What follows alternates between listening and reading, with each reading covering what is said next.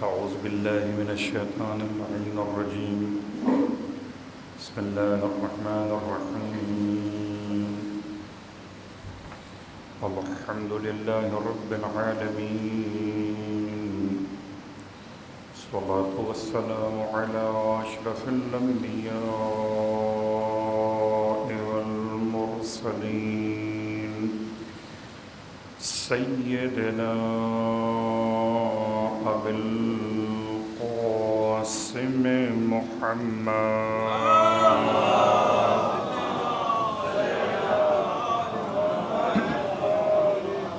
وعلى أهل بيته الطيبين الطاهرين واللعنة الدائمة على أعدائهم أجمعين. أما بعد، فقد قال الله تبارك وتعالى في كلامه الحميد وفرقانه المجيد قوله الحق وهو أصدق القائلين. بسم الله الرحمن الرحيم. يا أيها الذين آمنوا اتقوا الله وكونوا مع الصادقين. صلوات پڑھ لیں محمد.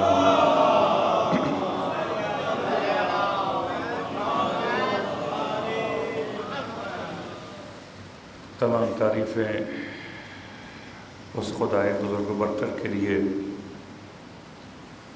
جو صداقتوں کا پروردگار ہے، صادقین کا مالک ہے، اور تمام ہدیہ درود و سلام اور نزوات مقدسات کے لیے کہ جن کا قول بھی صادق ہے، جن کا عمل بھی صادق ہے، جن کی ولایت بھی صادق ہے.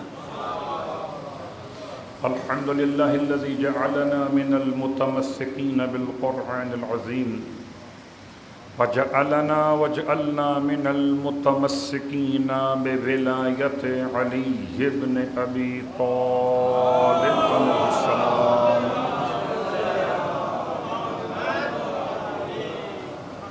عظم اللہ اجورنا واجورکم بمصابنا بالامام الصادق علیہ السلام وجعلنا وإياكم ان شاء اللہ من الطالبین لسأرہ مع ولیہ مع ابنہ الامام المہدی من آل محمد علیہ السلام. اما بعد، السلام علیکم ورحمۃ اللہ وبرکاتہ.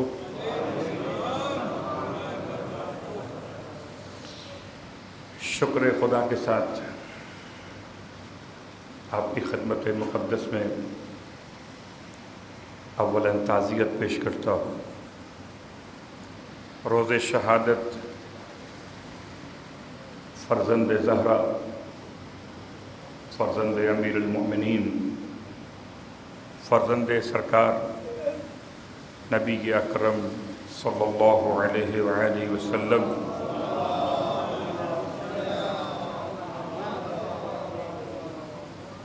یعنی کہ حضرت ابا عبداللہ امام جعفر صادق علیہ السلام.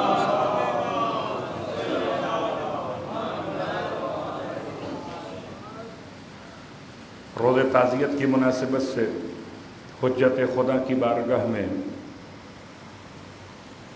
امام منتقم کی خدمت میں، وارث خون انبیاء اور وارث خون اولاد انبیاء کی خدمت میں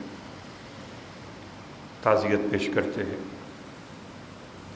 اور خدا کی بارگاہ میں دعا کرتے ہیں پروردگار ہم سب کو امام علیہ السلام کی سیرت پر عمل پیرا ہونے کی توفیق عطا فرما.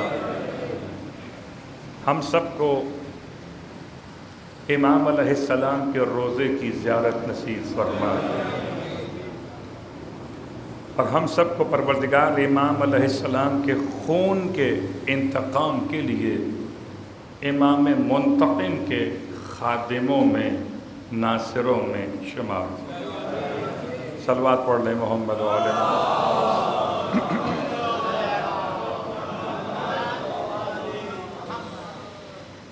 سامعین گرامی قدر، حاضرین ذوی الاحترام، 25 شوال کی تاریخ 148 سن ہجرت، مدینہ منورہ، اور آج اتفاق سے جمعہ کا دن روز شہادت امام کی دو تاریخیں بیان کی جاتی ہیں امام کی شہادت کے حوالے سے۔ ایک 15 شوال اور دوسری تاریخ 25 شوال۔ تو ان دونوں تاریخوں کا احترام لازم ہے۔ انسان کو چاہیے کہ اپنی خوشی کے تقریبات کو ان دو تاریخوں میں نہ قرار دے، اور اگر ہو سکے تو اپنے گھر میں فرش ادا کا انتظام کرے، اور اگر ہو سکے تو امام علیہ السلام کی یاد میں زیارت امام صادق علیہ السلام تلاوت کرے۔ جب بھی کسی معصوم کی تاریخ شہادت ہو تو ذکر مصائب اس دن کے اعمال میں شامل، ذکر مصائب اس دن کے اعمال میں شامل، اس دن کے اعمال میں شامل۔ اس امام کی یاد میں اپنے گھر میں نذر کا انتظام کرنا، ولو ایک گلاس پانی پر ہی کیوں نہ ہو، ذمہ داری میں شامل، اس امام کو یاد کرتے ہوئے امام کی خدمت میں زیارت یعنی کہ طریقہ سلام جو معصوم کے لیے معصوم نے بیان کیا اس کی تلاوت کرنا، اور خاص طور سے جب امام کی تاریخ شہادت ہو تو دو اماموں کو سلام پیش کرنا چاہیے، ایک جن کی شہادت ہے اور ایک جن کی امامت کا پہلا روز ہے، یعنی یہ یتیم ہوئے آج امام موسی کاظم علیہ السلام۔ اس کے ساتھ ساتھ امام کی سیرت کا بیان، امام کی شخصیت کے بارے میں چند جملات آپ کی خدمت میں عرض کرنا چاہوں گا۔ شوال کا یہ آخری جمعہ ہے، اور انشاءاللہ آئندہ جمعہ جو ہوگا تو ماہ ذی قعدۃ الحرام کا ہوگا۔ بہت ذمہ داریاں سیرت کے بیان کے حوالے سے بھی، امام کی وصیت بھی بیان کرنا، اور چونکہ زمانہ حج کا اب تقریباً یقینی ہو چکا ہے تو کچھ مسائل حج اور خاص حج نیابت اور حج واجب میں ہماری اور آپ کی شرعی ذمہ داریاں کیا ہیں۔ تو آئیے پہلے واجبات کو بیان کر لیتے ہیں۔ حج شریعت مقدسہ نے واجب قرار دیا زندگی میں ایک مرتبہ، اور شرائط کے ساتھ، نہ کہ شرائط کے بغیر۔ شرائط کیا ہیں؟ ان میں سے ایک شرط کہ انسان صاحب حیثیت ہو، یعنی کہ حیثیت کا مطلب، حیثیت کا اندازہ کیسے ہوگا؟ کہ مکے جانے اور آنے کے اخراجات اپنے پاس رکھتا ہو، مکے میں رہائش کے دوران اخراجات خود اٹھا سکتا ہو، جانا اور آنا اور وہاں کی رہائش کے اخراجات، اور جب وہ حج کرنے جائے تو اس کے پیچھے اس کے وہ متعلقین کہ جن کا نان نفقہ اس پہ واجب ہے، ان کے اخراجات بھی برداشت کر سکتا ہو، اور حج کرنے کے بعد واپس آ کر ایسا فقیر نہ ہو جائے کہ اسے بھیک مانگنا پڑے۔ استطاعت۔ اب رہا مسئلہ کہ اگر مجھ پہ حج واجب ہو گیا سن 2000 کے اندر، سن 2000 میں حج تھا 1,00,000 روپے کا، غالباً گورنمنٹ کے حج کی بات کر رہا ہوں۔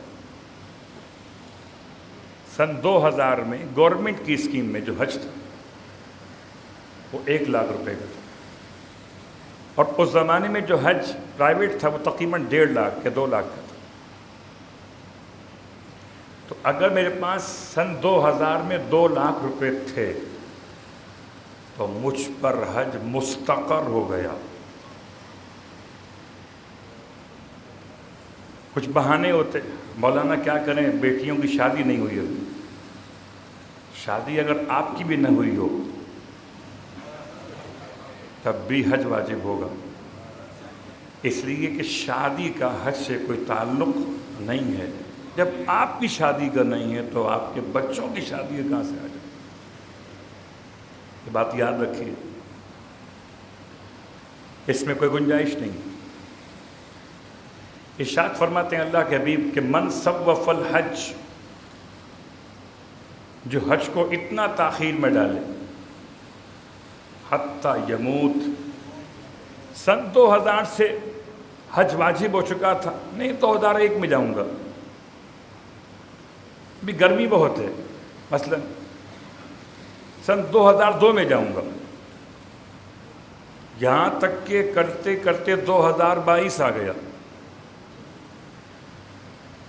اور انسان اگر زندہ ہی نہ رہا اس کے دوران تو بَعَثَہُ اللَّهُ یوم القیامت یہودیا اور نصرانیا، تو اسے خدا قیامت میں اٹھائے گا یا یہودیوں کے ساتھ یا عیسائیوں کے ساتھ، نہیں اٹھائے گا اس کو مسلمانوں کے ساتھ۔ مرے گا مسلمان، اٹھے گا یہودی، مرے گا مسلمان، اٹھے گا عیسائی۔ کب؟ جب حج واجب ہو چکا ہو اور تاخیر کے بہانوں کی بنیاد پر نہ کر سکے اور انتقال ہو جائے۔ اب رہا مسئلہ پہلا کہ مولانا حج تو واجب ہو گیا مگر اب اتنی گنجائش نہیں ہے۔ ایسی بات ہے، اگر آپ کا حج واجب 2019 میں ہوا ہے، آپ نے نہیں کیا، وقت بھی تھا،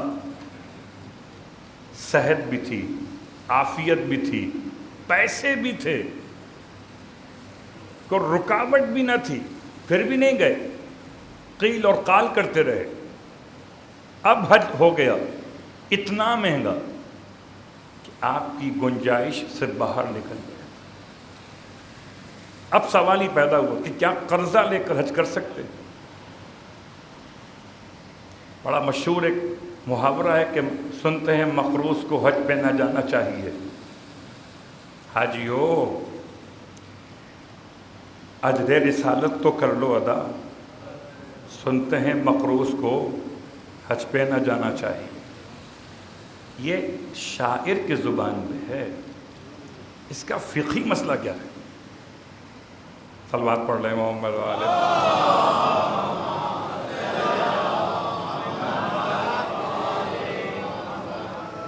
اگر کسی انسان پہ حج واجب ہو گیا، پہلی بات تو یاد رکھیں کہ قرضہ لے کر حج نہیں ہوتا۔ مجھ پہ حج واجب نہیں ہوا، میرے پاس آج فرض کر لیتے ہیں کہ 6 لاکھ روپے اور حج ہے تقریباً 8 لاکھ میں، تو یہ 2 لاکھ قرضہ لے کر حج میں نہیں کر سکتا، اور اگر حج کروں گا تو یہ حج مستحب ہوگا، واجب نہیں ہوگا،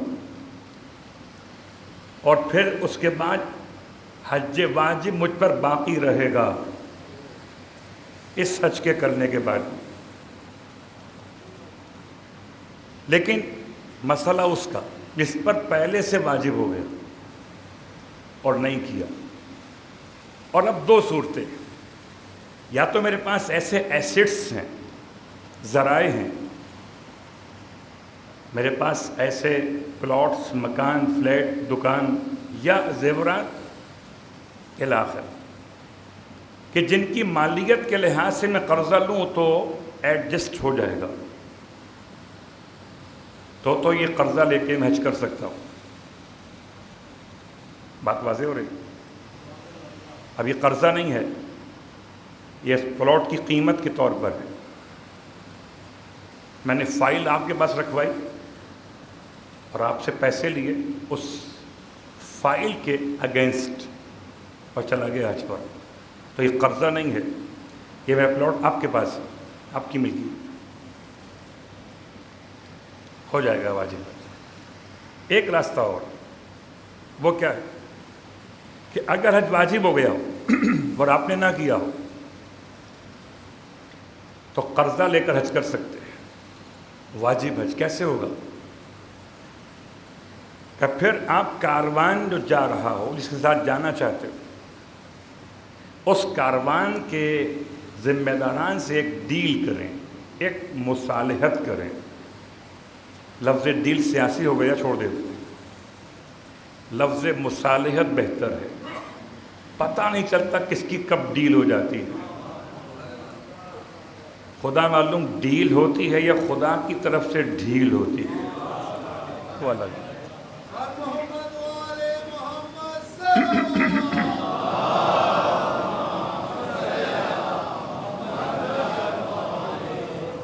اب اگر آپ حج کرنا چاہتے ہیں تو مصالحت کریں. مصالحت کا مطلب کیا ہے؟ کہ جس کاروان سے آپ ٹریول کرنا چاہتے ہیں اس کاروان کے منتظمین سے ایک مصالحت کریں کہ مجھے حج کرنا ہے مگر قرضے کا مسئلہ ہے، تو میں قرضہ لے کر پیسے آپ کے پاس لے کر آتا ہوں اور یہ پیسے میں آپ کو گفٹ کرتا ہوں اس شرط پر کہ آپ مجھے حج گفٹ کر دیں. میں آپ کو پیسے گفٹ کرتا ہوں اس شرط پر کہ آپ مجھے پورا حج گفٹ کر دیں. تو حج ہبہ یا جو ہبہ قرار دے کر آپ حج کریں گے وہ آپ کا واجب حج ادا ہو جائے گا قرضوں کے باوجود. یہ ان کے لیے جو کرنا چاہتے ہیں، ورنہ تو بہانے کرنے کے تو کم ہوتے ہیں اور نہ کرنے کے زیادہ ہوا لگتا ہے.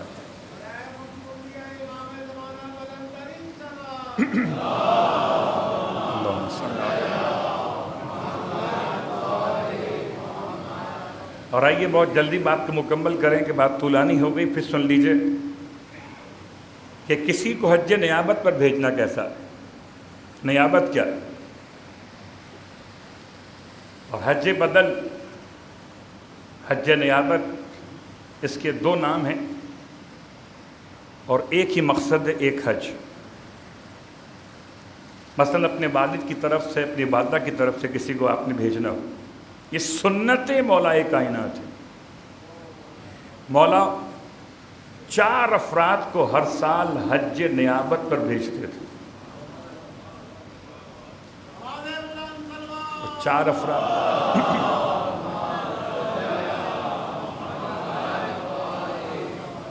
کس کا حج کرتے تھے؟ 4 افراد وہ حج کرتے تھے. ایک حضرت عبداللہ کی طرف سے، رسول خدا کے والد. ایک حضرت آمنہ کی طرف سے، آپ کی والدہ. ایک حضرت ابو طالب کی طرف سے اور ایک حضرت فاطمہ بنت اسد کی طرف سے.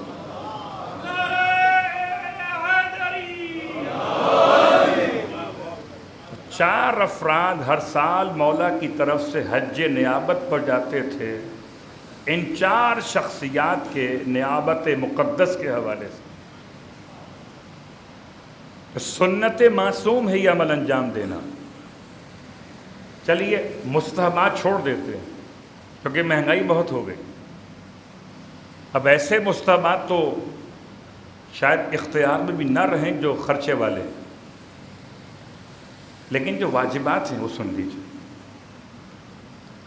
میراث کی تقسیم سے پہلے، ترکہ آپس میں بانٹنے سے پہلے اگر مرنے والے پر، متوفی پر حج واجب ہو چکا ہو تو اس کے ترکے سے پہلے حج واجب کی رقم کو الگ کیا جائے۔ بعد میں بٹوارا ہوگا، پہلے تو حج کا گوشوارہ ہوگا، تخمینہ، گوشوارہ، حساب۔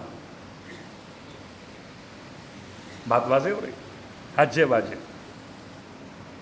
اور اس کے ساتھ ساتھ یہ بات یاد رکھیے کہ اگر کسی کو نیابت پر بھیجنا چاہتے ہیں تو جس پر اپنا حج واجب نہ ہو، شرائط کے ساتھ، وہ کسی اور کی نیابت کر سکتا ہے۔ لیکن یہ نیابت وہی انسان کرے کہ جو حج کی شرعی ذمہ داریوں سے واقف ہو۔ یہ ترس کھا کر، رحم کھا کر اپنی بہن کو بھیج دینا اپنی والدہ کی نیابت میں، یہ مسئلہ ترحم نہیں ہے، یہ آپ نے بہن پر رحم نہیں کیا، بہن کو مشکل میں ڈال دیا ہے۔ اپنا حج کرنا اور ہے اور کسی اور کی نیابت میں حج کرنا بہت مشکل کام ہے۔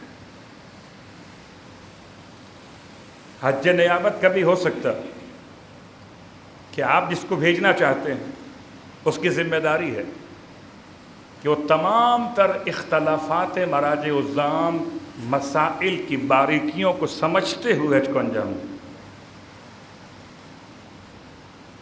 کر سکتا ہے وہ حج کہ جس پر اپنا حج واجب ہوا تھا وہ کر چکا، اب اس پر واجب ادا ہو چکا، وہ کسی کی نیابت کرنا چاہے تو کر سکتا، شرط وہی ہے۔ اور آخری بات، حج نیابت کی دو قسمیں ہیں۔ ایک نیابت، چونکہ یہ اس لیے بیان کر رہا ہوں کہ اب مشکلات بڑھ رہی ہیں،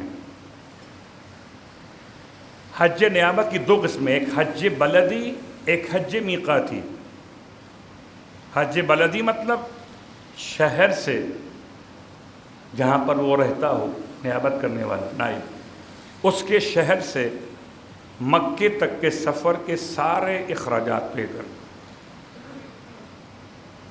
دوسرا ہے حج میقاتی، کہ کوئی جوفہ سے، کوئی مدینے سے، کوئی جدہ سے، کوئی مکہ سے، کوئی طائف سے، جہاں جہاں میقات بنے ہوئے، وہاں سے کوئی نیابت کر لے تو خرچہ آج کے دور میں تقریباً آدھا ہو جائے گا۔ یعنی اگر آپ سمجھتے ہیں کہ آپ اپنے مرحوم کو حج کروانا چاہتے ہیں اور حج بلدی ممکن نہیں، بہت پیسے، تو حج میقاتی۔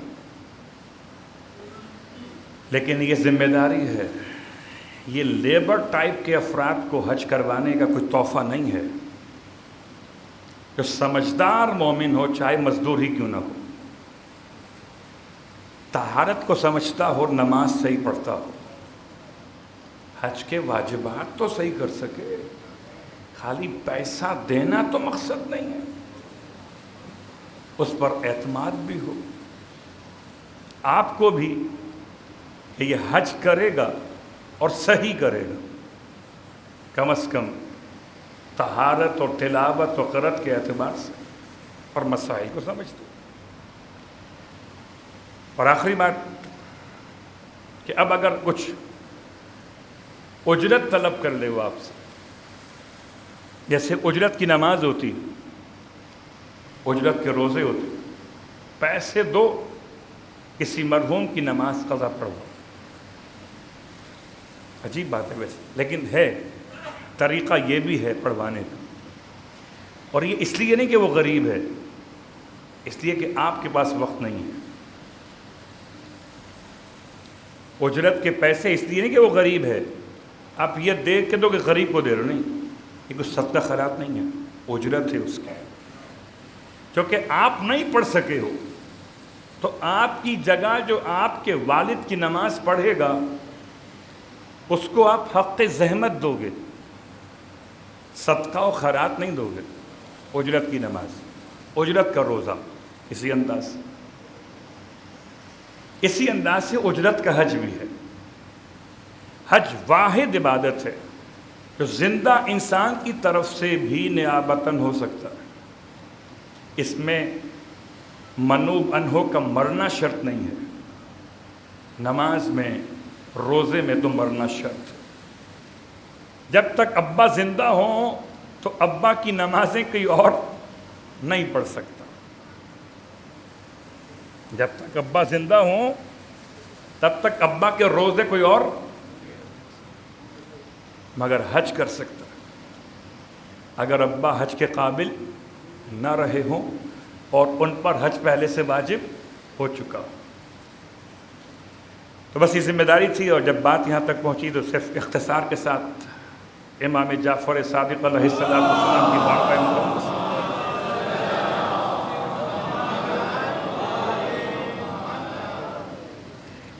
امام علیہ السلام نے حج پہ حج کیے،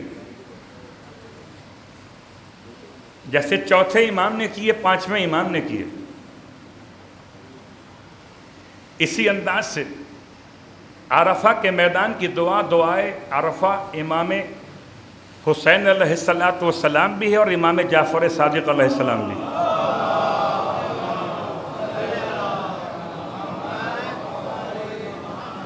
آپ جبل ابو قبیس پر بیٹھے ہوئے کہ نہیں پہچانتا چھٹے امام کو۔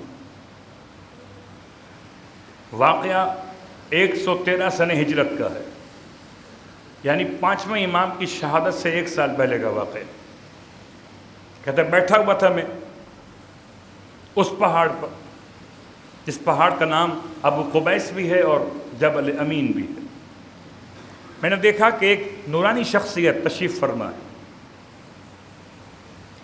اور ان کی زبان مقدس سے خدا کا ذکر ایسے جیسے کانوں میں رس گھول رہا، کبھی یا ربی یا ربی، کبھی ربی ربی، کبھی یا اللہ ہو، کبھی یا رحمان ہو، کبھی یا رحیم ہو، کبھی یا ارحم الراحمین۔ اتنی بار تکرار کرتے ہیں کہ سانس کے تار ٹوٹ جاتے ہیں۔ اور اس ذکر خدا کے ساتھ وہ ایک دعا کر رہے تھے آخر میں کہ خدایا مجھے اشتہائے خوراک ہے، مجھے انگور کھانے کی خواہش ہے، تو انگور عطا کر دے۔ پروردگار میرے پاس چادر نہیں ہے تو مجھے چادر عطا کر دے۔ لیث بن سعد کے میں نے دیکھا کہ اچانک ایسا محسوس ہوا جیسے آسمان سے نازل ہو گیا ہو کوئی خوان نعمت، جس پر پوش رکھا ہوا تھا۔ پوش کو ہٹایا اس نے تو تازے انگور بھی تھے اور 2 چادریں مثل احرام کے تھیں۔ یہ جانتا نہیں ہے امام کو، کہتا میں امام کے قریب گیا، یعنی اس شخص کے قریب گیا اور انگوروں کو دیکھ کے میں نے کہا کہ جی میرا بھی حصہ ہے، اس میں میرا بھی حصہ ہے۔ مسکرا کے مجھے دیکھا اس نے، مگر کس لیے کہتے ہو تمہارا حصہ؟ کہنے لگا آپ دعا کر رہے تھے، میں آمین کہہ رہا تھا۔ صلوات پڑھ لیں محمد وعلی۔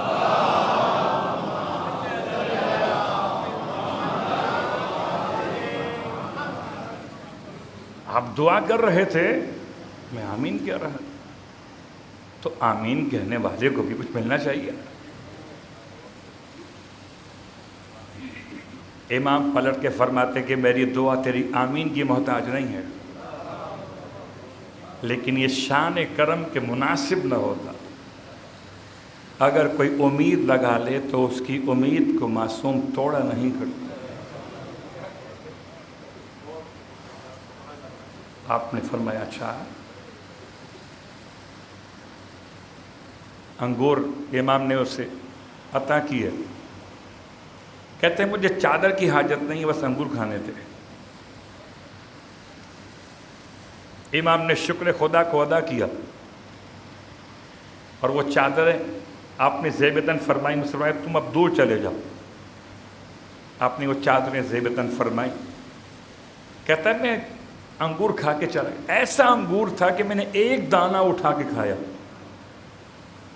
اور اس کے بعد نہ بھوک کا احساس رہا نہ پیاس کا احساس رہا. کیا ایک انگور میں کمال تھا.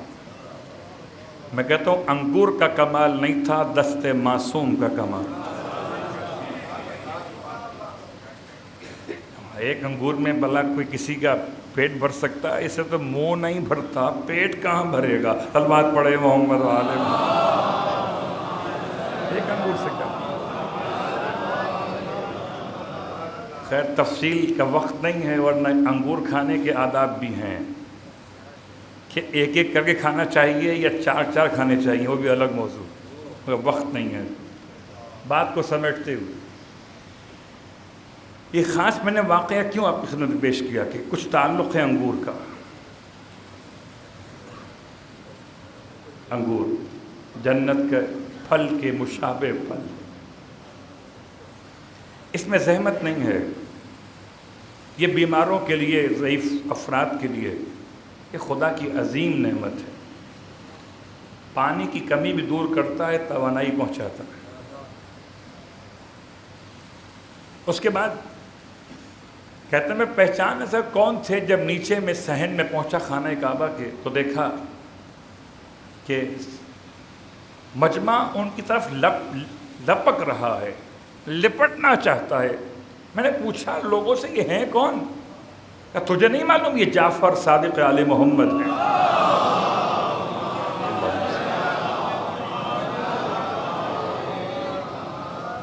اللہ اکبر. عزیزان گرامی یہ انگور، یہی انگور امام کے خلاف استعمال کیے. انگور میں زہر انجرڈ کیسے ہو سکتا ہے؟ یہ تو بالکل پیک ہوتا ہے، بالکل جسٹ لائک کیپسول پیک ہے ایک دم. اگر اس کو آپ ہاتھ سے دبائیں گے تو اس کے اوپر کا جو غلاف ہے ختم ہو جائے گا، پھر یہ شاید کھانے قابل نہ رہے. کہتے ہیں دھاگے کو زہر میں بھگویا گیا. یہ بالکل ایسا ہے جیسے حضرت ابراہیم علیہ السلام کو آگ میں ڈالنے کے لیے مشکل ہوئی تھی. تو سامراجی قوتیں، باطل طاقتیں پریشان تھیں کہ آگ تو جلا دی ہے، ابراہیم کو ڈالیں کیسے، کہ آگ کے قریب جانے کی ہمت نہیں تھی. تو شیطان واعظ بن کر پہنچا تھا اور منجنیق کا مشورہ دیا تھا. منجنیق میں رکھ کر ابراہیم علیہ السلام کو فائر کیا گیا آگ کے اوپر. ایسے ہی کسی نے مشورہ دیا کہ ایسا کرو کہ دھاگا زہر میں بھگو دو. اور سوئی تو استعمال ہو رہی ہے جناب ادریس کے دور سے، سوئی، اور سوئی میں دھاگا پرو کر اس کو انگور کے اندر سے گزار دو. لا محالہ جب دھاگا اندر سے گزرے گا تو جتنا زہر دھاگے کے اوپر ہوگا وہ انگور کے اندر رہ جائے گا. کیسے کیسے شہید کیا گیا زہرا کی اولاد کو. یہ مت سمجھیے کہ امام کو شہید کرنے کا یہ ایک ہی راستہ تھا، اس سے پہلے راستے بہت آزمائے. اتنا پریشان کیا گیا مولا کو، کبھی ہیرا کوفہ بلاتے تھے، کبھی گھر میں آگ لگوا دیا کرتے تھے. واہ مصیبت. کبھی ایسے گھر میں پولیس کا ریڈ کرواتے تھے کہ مولا کو عمامہ اور ربا پہننے کا موقع نہیں دیتے تھے. بغیر عمامے اور ربا کے اسی حالت میں مولا کو گرفتار کر کے لاتے تھے منصور کے سامنے. واہ مصیبت. میں کہوں گا مولا آپ کو منصور کے سامنے لایا گیا، آپ کے سر پہ عمامہ نہیں تھا، آپ کے دوش پہ آبا نہیں تھی، مگر مولا ایک بات تو تھی کہ آپ کی بہنیں اور بیٹیاں برہنہ سر تو نہ تھی. ہائے سید سجاد، اس عالم میں رونے والوں، عجیب جملہ، عجیب جملہ۔ چوتھے امام کے سر مقدس کا امامہ، کہتے ہیں کربلا کے میدان میں مال و اسباب لوٹے گئے، لیکن کہتے ہیں چوتھے امام کا امامہ نہیں لوٹا گیا تھا۔ مجھے کیسے پتہ چلا؟ پتہ ایسے چلا کہ مورخ لکھتا ہے مقاتل کے اندر کہ جلتا ہوا آگ کا ایک کوئلہ امام کے سر پہ گرا تھا، گلے میں توق ہے، ہاتھوں میں ہتھکڑیاں ہے، لنگر ڈالا گیا ہے، مولا کے ہاتھ سر تک بلند نہیں ہو سکتے تھے، جلتا ہوا کوئلہ۔ ارے پہلے امامے کا کپڑا جلنا شروع ہوا، پھر سر مقدس کے بال جلے۔ میں سمجھتا ہوں جیسے حضرت عباس بازو کٹنے کے بعد آنکھ سے تیر نہ نکال سکے، ایسے سید سجاد امامے پہ لگی ہوئی آگ نہ بجھا سکے۔ اجرکم اللہ۔ رونے والا بس آخری جملہ، اس امامے کی بڑی اہمیت ہے۔ چوتھے امام کا جو امامہ ہے، جتنا جلنے سے رہ گیا، جتنا جلنے سے بچ گیا، یہ امامہ میراث کے طور پہ رکھا گیا، اور پانچویں امام سے یہ چھٹے امام تک پہنچا ہے۔ ساتویں امام نے اپنے بابا کے غسل کفن کے موقع پر اپنے دادا کا امامہ نکالا، سید سجاد کا وہ امامہ جو کربلا میں میرا مولا پہنے ہوئے تھا، اسے کفن کے ٹکڑوں میں شامل کیا۔ واہ مصیبتہ، واہ محمدہ، مولا انگور کے زہر سے شہید تو کیے گئے، لیکن مولا آپ کے بچے اسیر نہ ہوئے، آپ کے گھر کو آپ کی شہادت کے بعد نہ لوٹا گیا۔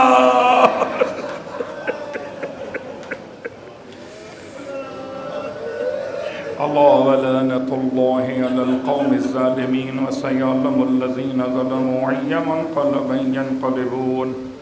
پر اللہ واسطہ محمد و آل محمد کا ہماری اس عبادت کو اپنی بارگاہ میں قبول و مقبول فرما۔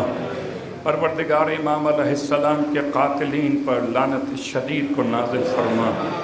ابو جعفر منصور دوانقی اس کے تمام تر پیروکاروں پر، اس کے تمام تر حمایت کرنے والوں پر، اور جو چھٹے امام علیہ السلام سے بغض رکھتے ہیں آج تک، ان تمام پر عذاب کو نازل فرما۔ ہم سب کو امام علیہ السلام کی سیرت پہ عمل کرنے کی توفیق عطا فرما۔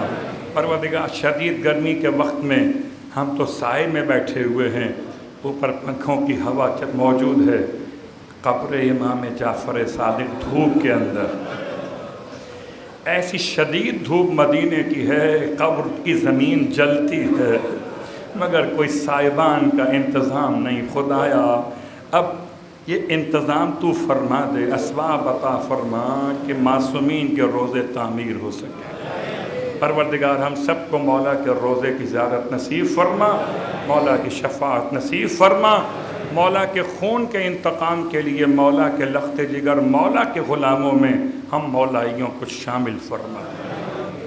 اعوذ باللہ من الشیطان اللعین الرجیم، بسم اللہ الرحمن الرحیم۔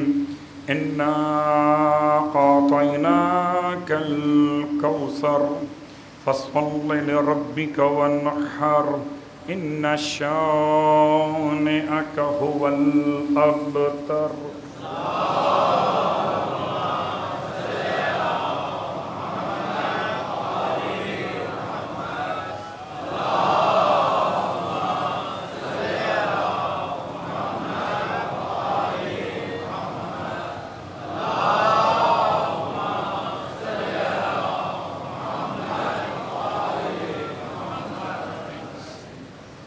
اعوذ باللہ من الشیطان اللعین الرجیم، بسم اللہ الرحمن الرحیم۔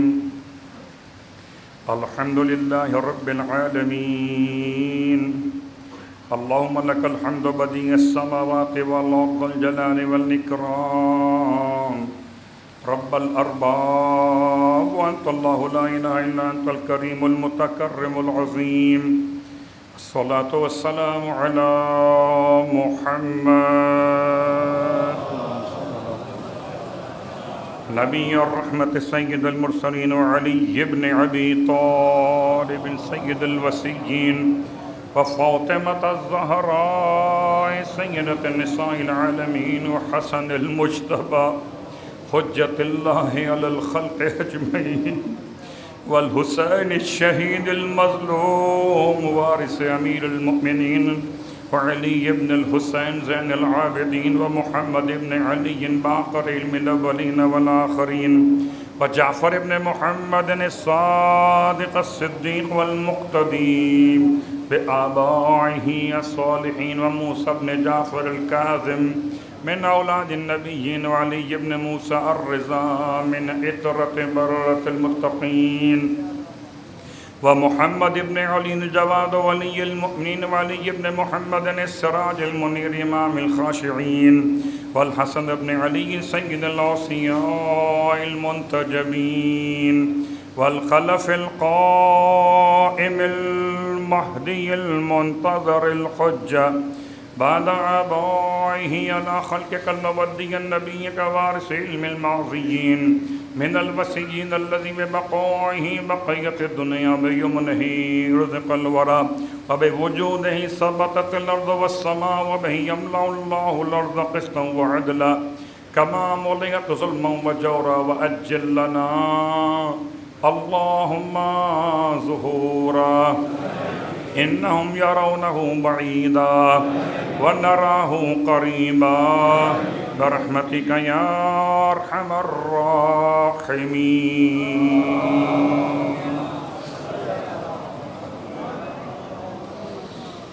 تمام تعریفیں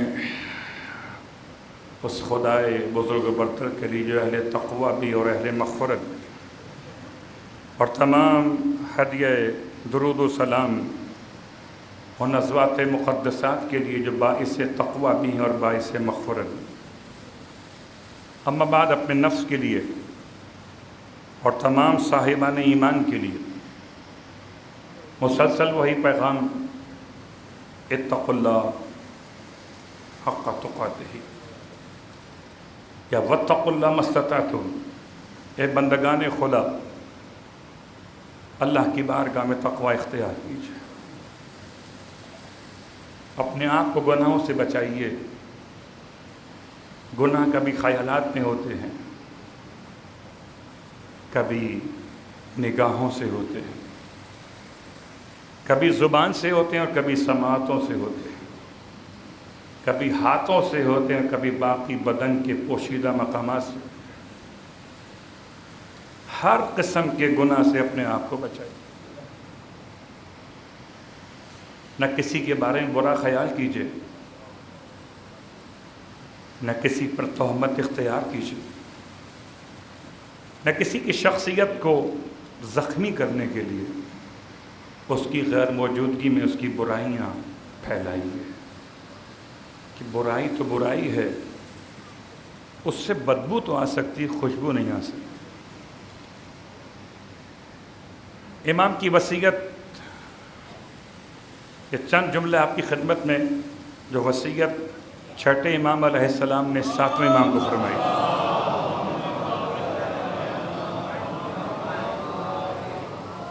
فرماتے ہیں، بہت تفصیل چھوڑتا ہوں، صرف چند جملے اس وصیت کے. فرماتے ہیں، یا بنیا، اے میرے پیارے بیٹے، کن لکتاب اللہ تعالیٰ، اے بیٹا اللہ کی کتاب کی تلاوت کیا کرو. والسلام فاشیا، اور سلام کو پھیلا دیا کرو. چھٹے امام فرما رہے ہیں ساتویں امام سے کہ سلام کو عام کرو. وبالمعروف آمرا، اور بیٹا اچھائی کا حکم دیا کرو. وعن المنکر ناہیا، بیٹا برائیوں سے روکا کرو. ولمن قطعک واصلا، اور جو تم سے تعلقات توڑ لے اس سے تعلقات جوڑا کرو. وَلِمَنْ سَكَتَ عَنْكَ مُبْتَدِعًا، اور جو تم سے ناراض ہو کر بات چیت بند کر دے تم اس سے خود سے بات شروع کر دیا کرو. چھٹے امام کی وصیت، چھٹے امام کی میراث میں ہے اگر آپ کو لفظ جعفری قبول ہے تو وصیت جعفر بھی قبول کی، اور اگر وصیت جعفر قبول نہ کریں تو پھر جعفری کا لفظ کیوں اپنے ساتھ لگا کر رکھیں؟ اگر جعفر کی وصیت پہ جعفری عمل نہ کریں تو کیا عثمانی عمل کریں گے یا سفیانی عمل کریں گے؟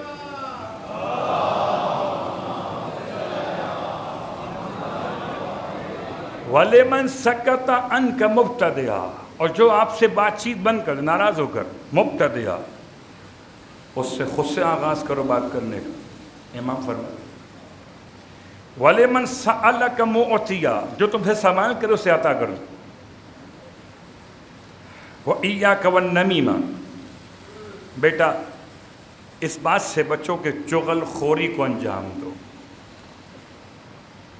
کہ دلوں میں فاصلے پیدا کر دیتی ہے، برائیاں قائم کر دیتی ہے۔ اے بیٹا بچو اس بات سے کہ لوگوں کے عیوب تلاش کرو، کہ اگر کوئی انسان دوسروں کے عیوب تلاش کرتا ہے وہ خود عیوب کے نشانے پر آ جاتا ہے۔ امام فرماتے اور آخری وصیت امام کی، اس سے پہلے سے دو تین باتیں آپ کی خدمت میں، بہت سارے مسائل ہیں۔ بہرحال ترکی نے دعویٰ کیا کہ اس نے نئے سرغنہ داعش کو ہلاک کر دیا ہے۔ اس سے پہلے تھا ابو ابراہیم القرشی، اس کو تقریباً 7 مارچ کو مارنے کا دعویٰ کیا یو ایس آرمی ذرائع نے۔ دعویٰ کتنا سچا کتنا جھوٹا یہ کون بتائے، وہ الگ موضوع۔ اور ابو ابراہیم القرشی کے بعد اب جو تھا ان کا نمائندہ وہ تھا ابو الحسن القرشی۔ ترکی نے دعویٰ کیا کہ اس نے اسے مار دیا۔ ترکی پہ یقین تو نہیں ہے، اس لیے کہ عجیب مزاج ہے۔ 2 پڑوسی ہیں عراق اور شام، وہاں تو حملے کرتا ہے، اسرائیل سے محبت کی داستانیں بڑھاتا ہے۔ ایک پڑوسی وہ، اور خدا کا بڑا احسان کہ مزاحمتی استقامتی محاذ کے دھمکیوں کے بعد اب اسرائیل کی عدالت نے فیصلہ واپس لے لیا۔ فیصلہ کیا تھا کہ 3 یہودی آباد کار مسجد اقصی سے گرفتار کیے گئے تھے کہ جو اپنی خاص عبادت کو زور زور سے چلا کے کر رہے تھے مسجد اقصی، اور مسجد اقصی میں سوائے مسلمانوں کے کسی اور کو اپنی مذہبی عبادت اس طرح سے انجام دینے کی اجازت فلسطینی اتھارٹی کی جانب سے نہیں ہے۔ تو پھر یہ عدالت نے مقدمہ سن کے اور یہ سب کو اجازت دے دی کھلے کہ اپنے مناسک کے دم لوڑی کو ادا کرتے ہوئے وہ اپنی آواز سے کر سکتے۔ بہت قریب ہے ان کا ایک مارچ ہونے والا ہے پرچم مارچ کے نام سے، اس کو روکتے ہوئے جب استقامتی محاذ نے دھمکی دی تو کورٹ نے فیصلہ واپس لیا اور یہ اناؤنسمنٹ ہو گیا کہ اب یہودی آباد کا جب پرچم مارچ کریں گے تو کوئی ایسا نعرہ زبان پہ نہیں لائیں گے کہ جو مسلمانوں کے خلاف ہوگا، اور نہ ہی مسجد اقصی میں اب ایسی عبادت کی اجازت ہو۔ اللہ اکبر۔ جن کو بات سمجھ میں نہیں آتی انسانوں کی، وہ بات سمجھتے ہیں پتھروں کی۔ کیا کریں؟ یہ تو بات تھی وہاں کے معاملات کی۔ بہرحال مسائل اور مشکلات بہت زیادہ ہیں، لیکن خدا کا بڑا احسان ہے کہ دشمن جتنی کوشش کر لیں، تم ایک پاسداران کے ایک شخص کو مار کے سمجھتے ہو کہ تم نے کوئی بڑی کامیابی حاصل کر لی، کہ تہران نے اسے مار دیا۔ تمہارے گھر محفوظ نہیں ہیں۔ استقامتی محاذ کا ایک پتھر ہی کافی ہے۔ خدا کا بڑا احسان کہ یمن کے جنگ کے عارضی معاہدے کے ساتھ اب چند یمن کے افراد کی، جنگی سپاہیوں کی جو قیدی ہو گئے تھے، واپسی ہوئی ہے۔ خدا کا بڑا احسان ہے۔ بات تمام کرتے ہوئے یہ سارے معاملات منتظر ہیں کسی منتظر کے، بہت ساری بدعتیں پیدا ہو چکی، دین کو ایسا بنا دی کہ سمجھ میں نہیں آتا کہ دین شروع کہاں سے ہو رہا۔ جناب سلمان کا خواب سمجھ میں آتا ہے کہ جس کی جو مرضی ہے وہ اتنا کپڑا کاٹ کے لے جا رہا ہے، ایسے دین کا حال ہے، جس کو جو دین میں سے اچھا لگتا ہے وہ نکال لیتا ہے۔ لگتا تو سب دیندار ہیں لیکن سب دیندار نہیں ہیں، سب طلبگار مفاد ہیں۔ کسی کو دین میں داڑھی اچھی لگتی ہے تو داڑھی رکھ لیتا ہے، کسی کو دین میں داڑھی اچھی نہیں لگتی داڑھی چھوڑ دیتا ہے، کسی کو دین میں پردہ اچھا نہیں لگتا تو پردہ چھوڑ دیتا ہے۔ یاد رکھیے ہم سب کی ایک ذمہ داری ہے کہ یا تو دین میں پورے آ جائیں یا پورے باہر چلے جائیں۔ آدھا تیتر آدھا بٹیر نہیں چلے گا، یا تو دین پورا لے لیجئے یا دین پورا چھوڑ دیجئے۔ یہ میں نہیں کہتا، قرآن کہتا یا ایھا الذین آمنوا ادخلوا فی السلم کافۃ، اے صاحبان ایمان دین میں پورے داخل ہو جاؤ، آدھے نہیں۔ اور آپ کو تو پتہ ہے ایک ذمہ داری امام نے جاتے جاتے ارشاد فرمائی تھی، اور یہ آپ سب کی ذمہ داری ہے کہ اس کو آگے بڑھائیں، ہر ایک مومن تک پیغام پہنچائیں۔ ہر مومن ہماری آنکھوں کے تارے ہیں، جو ماتم کرنے والے وہ بھی ہماری شان ہے، جو نوحہ پڑھنے والے وہ ہماری پہچان ہے، ان تک پیغام پہنچائیں۔ کیا پیغام پہنچائیے کہ امام فرماتے ہیں کہ پہچانو، امتحان کرو، آزماؤ دو طریقوں سے اہل ایمان کو، ایک ان کے وقت پر نماز پڑھنے کی عادت سے، اور ایک بھائیوں کے ساتھ تعاون کرنے کی عادت سے۔ چھٹے امام نے جاتے جاتے فرمایا تھا، آنکھیں بند ہو رہی تھی، فرماتے تھے ہماری شفاعت اس سے نہیں ملے گی جو نماز کو ہلکا سمجھتا ہو، جو نماز پڑھتے ہی نہیں وہ شفاعت کی امید کس بنیاد پہ رکھے۔ خدا مجھے بھی اور آپ کو بھی کربلا والوں کے صدقے میں نماز گزاروں میں شامل جیسی نماز حبیب ابن مظاہر نے پڑھی، جیسی نماز مسلم ابن اوسجہ نے پڑھی، جیسی نماز امام نے خود ادا فرمائی، اس نماز کی برکت سے خدا مجھے اور آپ کو نمازی بنائے، میرے اور آپ کے اہل و عیال کو، متعلقین کو، ذریت و اولاد کو بھی نماز گزاروں میں شامل فرما۔ امام زمانہ علیہ السلام کے ظہور میں تعجیل فرما، امام کا واسطہ ہمارے وطن کی حفاظت فرما، وطن کے دشمنوں کو تباہ و برباد فرما۔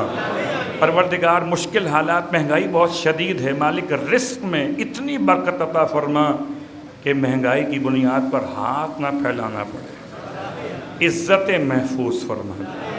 امام علیہ السلام کے ناصروں میں ہم سب کو شامل فرما۔ ربنا تقبل منا انک انت السمیع العلیم بجائے محمد وآلہ المعصومین برحمتک یا ارحم الراحمین۔